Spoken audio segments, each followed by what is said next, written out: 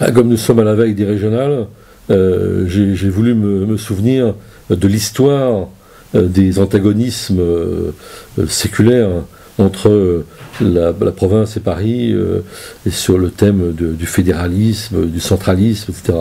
Et cette histoire elle a parfois été très très violente, elle s'enracine évidemment dans la Révolution. On se souvient de la proclamation de septembre 1792 de Danton sur la République unie et indivisible, et à la suite de ça, il y a eu des débats extrêmement violents initiés par la Gironde, les décentralisateurs, la province, qui en particulier avait peur que la levée en masse qui avait été proclamée par la Convention ne ruine les campagnes françaises. Et il y a même un député, un certain Isnard, qui un jour a menacé d'anéantir Paris. Donc c'est dire si c'était violent. Bon, on n'en est plus là, mais du coup le débat non seulement n'est plus violent du tout, mais il a totalement disparu sur une question qui est pourtant une question démocratique, centrale, qui est disons le rapport entre Paris et la province, entre les pouvoirs locaux, régionaux, territoriaux et le pouvoir central. Et en particulier, les régionales pourraient constituer un véritable contre-pouvoir face à la présidentielle, l'institution présidentielle qui vampirise un peu toute notre vie politique. Alors que peut-on attendre du scrutin de dimanche dans ces conditions?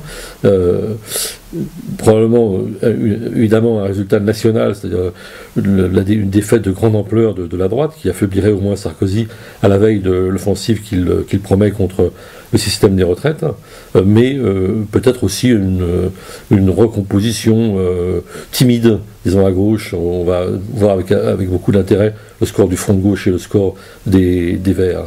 Mais je dirais que le gros problème qui finalement a consommer l'échec de la décentralisation, c'est un peu aux deux bouts, c'est-à-dire à la fois du côté de la province et des régions, le fait que ceux qui ont eu du pouvoir régional, loin de rapprocher le pouvoir des citoyens, ont plutôt rapproché l'autoritarisme et le clientélisme des citoyens. Il y a eu une immaturité, disons, des régions.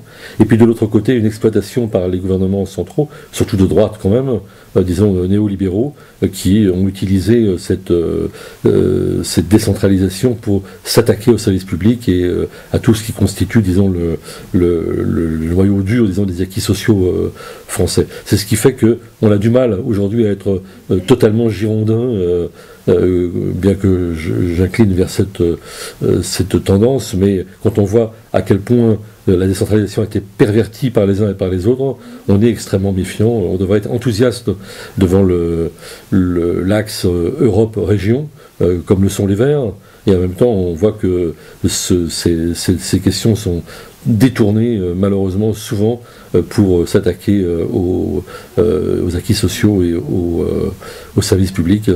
Et donc on reste un petit peu jacobin envers et contre tout.